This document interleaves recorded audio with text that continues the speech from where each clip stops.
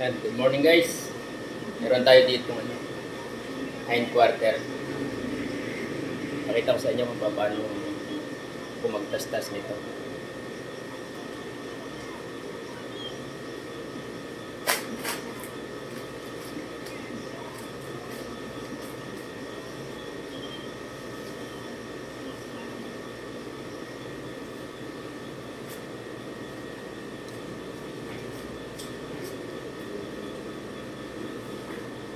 Guys, ito yung cam 2.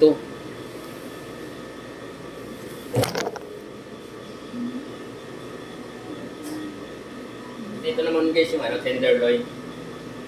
Dito lang niya sa lugar na ito. Makikita nyo na yung dulo dito. Ayan.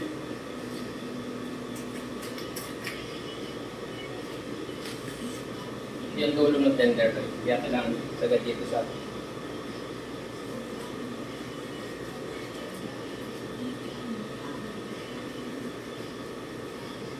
papunta dito sa sirloin. Tapos ngayon kung gusto niyo porterhouse, puputulin niyo dito sa first joint. Dito lang yun.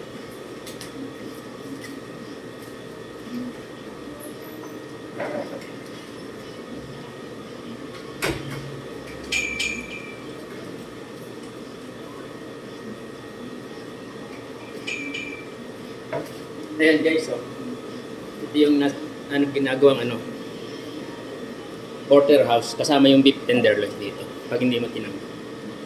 Pag tinanggal mo naman yung tenderloin nito, tibon ang lalabasan nito.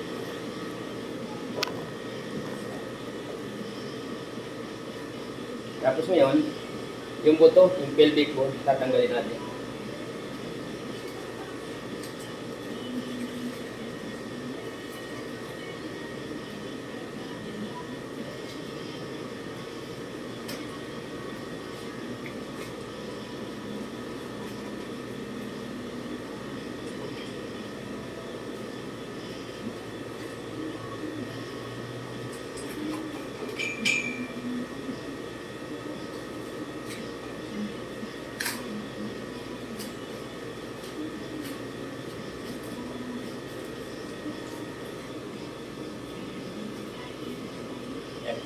Ito guys yung buto, yung pelvic bone, tawag. Tapos, ito na guys yung sirloin dito. Baba na ito. Dito. Sirloin niya.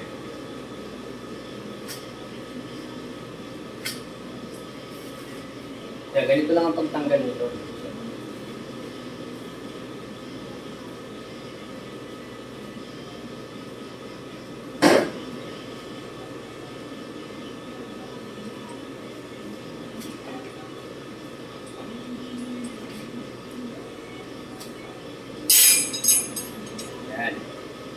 Ito na guys yung sirloin. Ayan, yung tsura nito.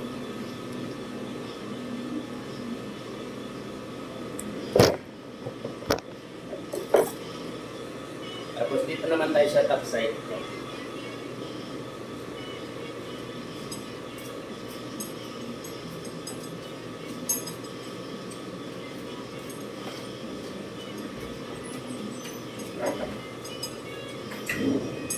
So guys, yung top side, top round.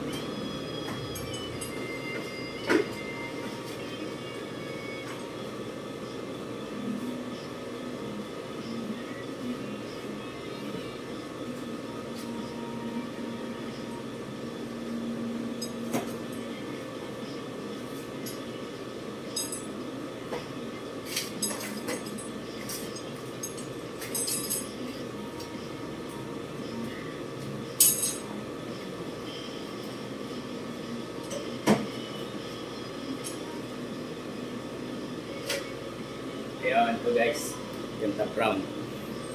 May mga layer naman yan na kailangan talaga dumaan sa layer para yung kabilang side hindi masugatan.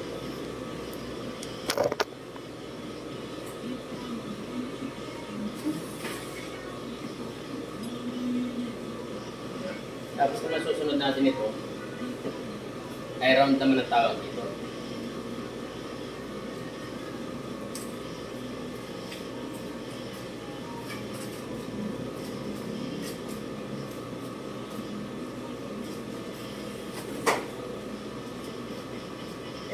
yung air round. Tapos, ito namang susunod natin ay yung bottom round.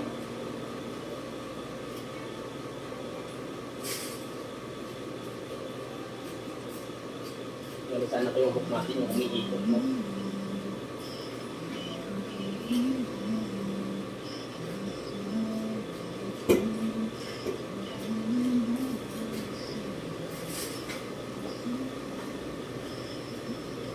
Yan, ito guys yung tsura ng ano, ng bottom round. Ayan, ganyan siya.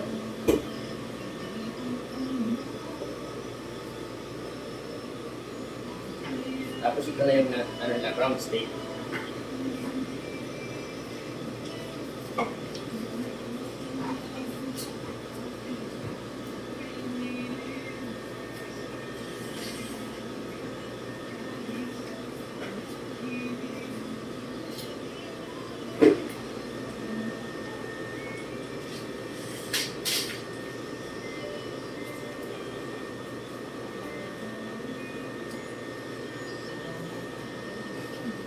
Ayan guys, ito yung round steak.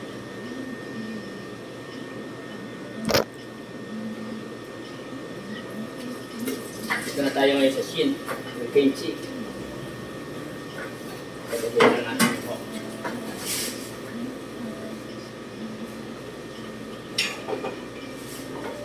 Ayan, ito yung shin.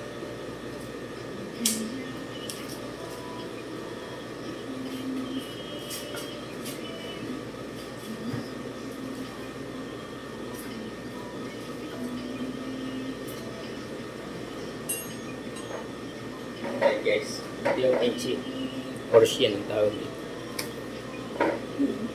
Dito na tayo sa bumaro, yung bias.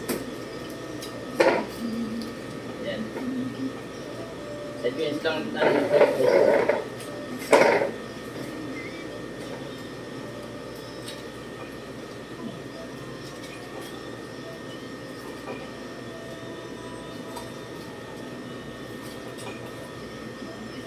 Ayan guys, ito yung bone marrow.